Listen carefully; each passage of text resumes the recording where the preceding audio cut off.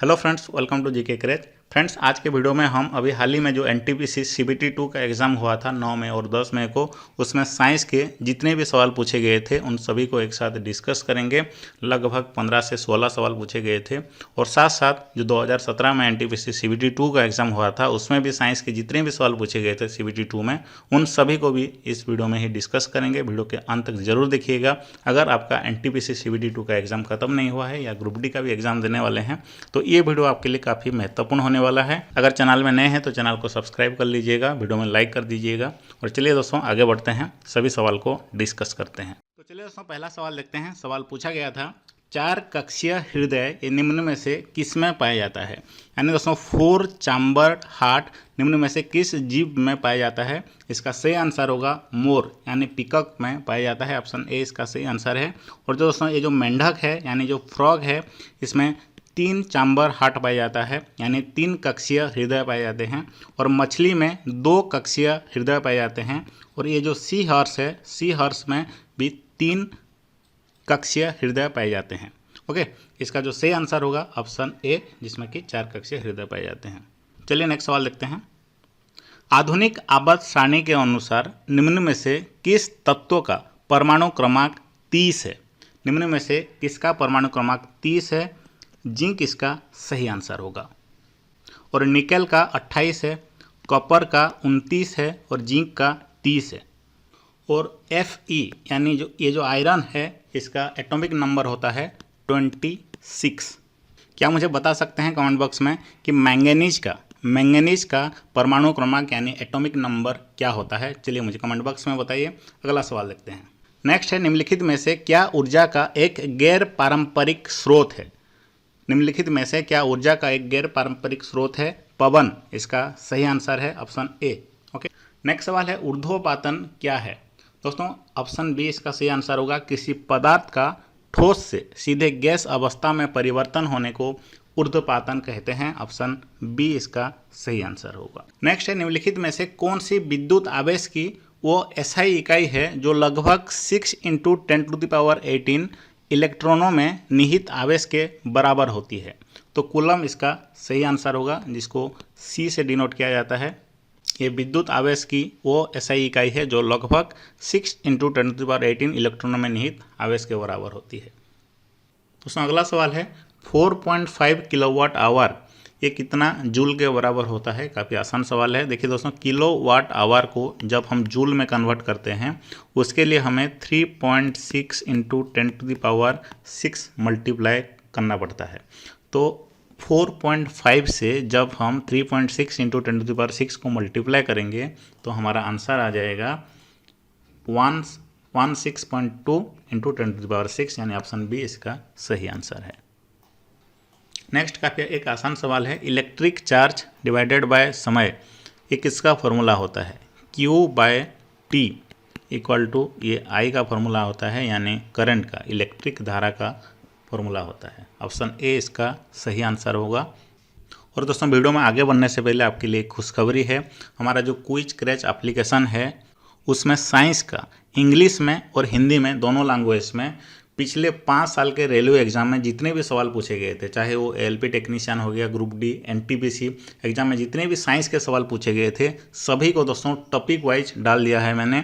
इस वीडियो का description box में है क्विज क्रैच एप्लीकेशन का लिंक, वहाँ पे क्लिक कीजिए, डाउनलोड कीजिए और मज़े से वहाँ पे इसको प्रैक्टिस कर सकते हैं। सिर्फ दोस्तों पिछले साल के यानी सारे के सारे प्रीवियस ईयर के क्वेश्चन एक साथ मिल जाएंगे। सिर्फ साइंस का नहीं, वहाँ पे स्टैटिक जीके, उसके साथ साथ political science, history, current affair सब कुछ एक साथ मिल जाएगा। एक बार जरूर डाउनलोड कीजिए, इस वीडियो का डिस्क्रिप्शन बॉक्स में लिंक है। तो चलिए आगे बढ़ते हैं। दोस्तों, नेक्स्ट सवाल है, निम्न में से कौन सा पौधा अपने मूल ग्रंथियों में पाए जाने वाले राइबोजियम जीवाणु के साथ परस्पर सहजीवी संबंध के कारण वायुमंडलीय नाइट्रोजन का स्थिरीकरण नहीं करता है। सवाल पूछा गया है नहीं करता है। इनमें से कौन सा पौधा। देखिए, ये जो लेंटिल्स है, पीनट्स, चिकपी, ये सारे के सारे लेगुमिनियस प्लांट हैं यानी चने जातीय फसल हैं, इसलिए ये सब करते हैं, स्थिरीकरण करते हैं। लेकिन ये जो ऑप्शन बी में है फिकस यानी गुलर, ये नहीं करता है। ऑप्शन बी इसका सही आंसर होगा। अगला सवाल देखते हैं।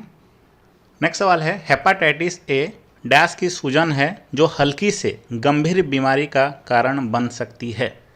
दोस्तों ये एक यकृत यानी ये एक लीवर की सूजन है जो हल्की से गंभीर बीमारी का कारण बन सकती है। ऑप्शन ए इसका सही आंसर है। नेक्स्ट, निम्न में से कौन सा तत्व आधुनिक आवर्त सारणी के डी ब्लॉक का तत्व है? निम्न में से कौन सा तत्व जो मॉडर्न पीरियोडिक टेबल का डी ब्लॉक का एलिमेंट है? आयरन इसका सही आंसर होगा। तो यहाँ पे देख सकते हैं आप, ये जो आयरन है ये डी ब्लॉक में है जिसका एटॉमिक नंबर 26 होता है, और बाकी के ऑप्शन में जो हैं सोडियम, मैग्नीशियम, कैल्शियम, वो सारे के सारे एस ब्लॉक में हैं। ओके, तो ये जो सोडियम, मैग्नीशियम, कैल्शियम ये एस ब्लॉक के हैं और आयरन ही डी ब्लॉक का है। नेक्स्ट सवाल दोस्तों पूछा गया था, आनुवंशिकी का जनक किसे कहा जाता है? आनुवंशिकी का जनक ग्रेगर मेंडल को कहा जाता है। ऑप्शन ए इसका सही आंसर होगा। निम्न में से किसकी तरंगदैर्घ्य सबसे कम होती है? निम्न में से किसका तरंगदैर्घ्य सबसे कम होती है? गामा किरणें का सबसे कम होती है। ऑप्शन सी इसका सही आंसर है। दोस्तों नेक्स्ट सवाल है, निम्न में से किसका उपयोग खाद्य उद्योग में यानी केक, मफिन, कुकीज जैसे सेके हुए यानी जो बेक्ड खाद्य पदार्थ होते हैं उनमें रासायनिक किण्वन कर्मक यानी एक लिवनिंग एजेंट के रूप में इस्तेमाल किया जाता है? इनमें से किसका इस्तेमाल किया जाता है? सोडियम बाइकार्बोनेट का। ऑप्शन ए इसका सही आंसर होगा। और सोडियम बाइकार्बोनेट का केमिकल फॉर्मूला क्या होता है, ये भी सवाल डायरेक्ट पूछा जाता है। NaHCO3 यानी sodium hydrogen carbonate. Sodium hydrogen carbonate का जो कॉमन नेम है सोडियम बाइकार्बोनेट। नेक्स्ट सवाल है, निम्न में से किस मिट्टी के कणों का आकार सबसे छोटा होता है? जो क्ले होता है यानी जो कीचड़ होता है उसका कणों का आकार सबसे छोटा होता है। ऑप्शन डी इसका सही आंसर है। अब चलिए दोस्तों 2017 में जो NTPC CBT 2 का एग्ज़ाम हुआ था उसमें पूछे गए सवाल सब डिस्कस करते हैं साइंस से, जितने सवाल पूछे गए थे। तो सवाल पूछा गया था अवतल लेंस की नाभिकीय लंबाई कैसी होती है? तो सही आंसर हो जाएगा ऋणात्मक होती है। ऑप्शन बी सही आंसर है इसका। अगला सवाल है, कार्बोक्सिलिक अम्ल के सोडियम या पोटेशियम क्षार को डैश भी कहा जाता है? साबुन भी कहा जाता है। ओके, कार्बोक्सिलिक अम्ल के सोडियम या पोटेशियम क्षार को साबुन कहा जाता है। नेक्स्ट है, इनमें से कौन सा आवर्त सारणी का सर्वाधिक विद्युत ऋणात्मक तत्व है? ये जो फ्लोरीन होता है ये आवर्त सारणी का सर्वाधिक विद्युत ऋणात्मक तत्व है। ऑप्शन डी सही आंसर है।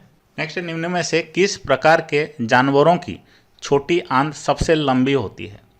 शाकाहारी जानवरों की छोटी आंत सबसे लंबी होती है। ऑप्शन बी सही आंसर है।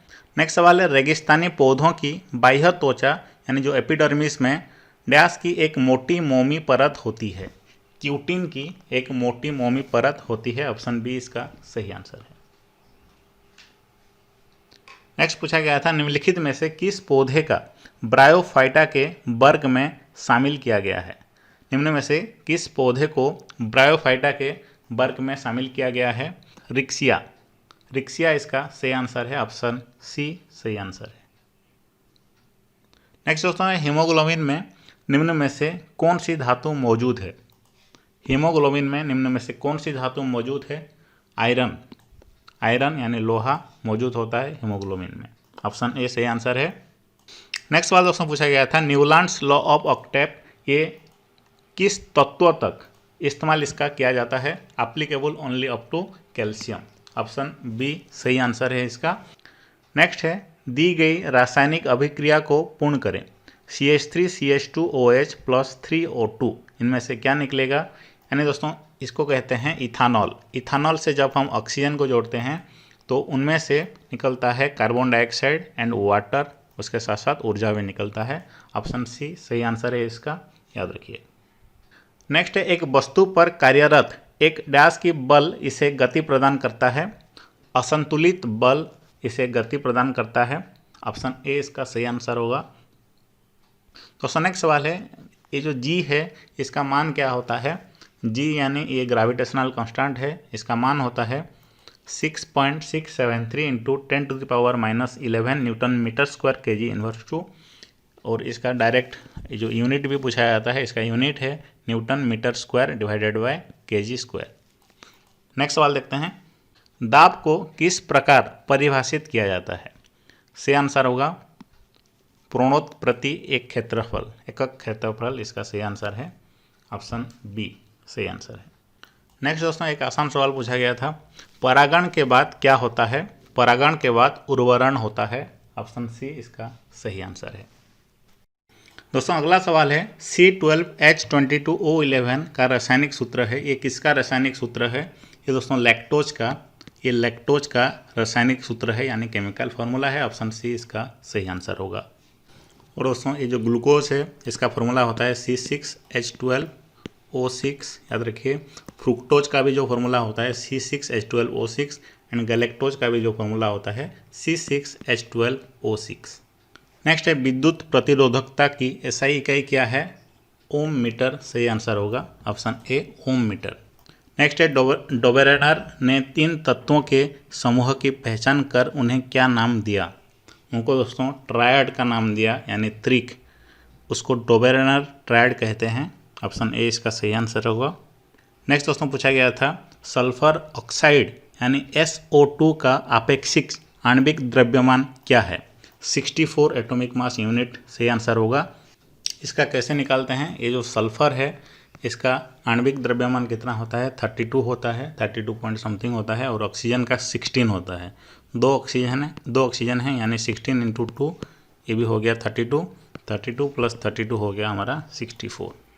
नेक्स्ट है दोस्तों lead oxide plus hydrochloric acid, lead chloride plus water, ये जो समीकरण है इस पर ध्यान दें। उक्त समीकरण के संतुलन हेतु HCl के यानी हाइड्रोक्लोरिक एसिड के कितने मोल की आवश्यकता होती है? 2 मोल की आवश्यकता होती है, ऑप्शन ए इसका सही आंसर होगा।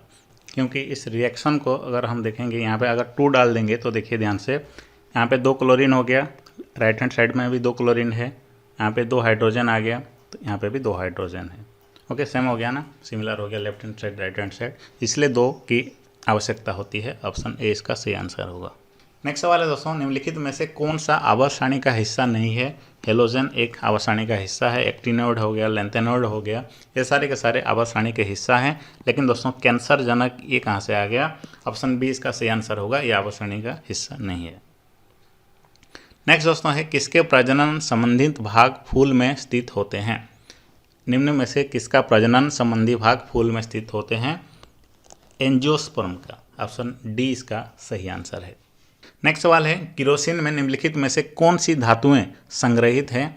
यानी किरोसिन में दोस्तों पोटेशियम और सोडियम को संग्रहित किया जाता है, सुरक्षित किया जाता है वहाँ पे, ऑप्शन डी इसका सही आंसर होगा। क्योंकि ये जो 2 होते हैं ये काफ़ी रिएक्टिव होते हैं, ये पानी के साथ और वायुमंडल में जो हवा होता है, जो ऑक्सीजन होता है, उनके साथ रिएक्ट करके नष्ट हो जाते हैं, इसलिए इसको किरोसिन में संग्रहित किया जाता है, ऑप्शन सी इसका सही आंसर होगा। तो दोस्तों आज के वीडियो में इतने ही थे। अब आपको क्या करना है, हमारा क्विज क्रेज एप्लीकेशन है उसको डाउनलोड कीजिए, इस वीडियो का डिस्क्रिप्शन बॉक्स में लिंक है, और वहाँ पे ये सारे क्वेश्चन को मॉक टेस्ट के रूप में सॉल्व कर सकते हैं। अगर आप ग्रुप डी का एग्जाम देने वाले हैं, NTPC CBT 2 का एग्जाम देने वाले हैं, तो आपके लिए सबसे बेस्ट एप्लीकेशन है हमारा क्विज क्रेज एप्लीकेशन। एक बार जरूर जा करके उसको डाउनलोड कीजिए।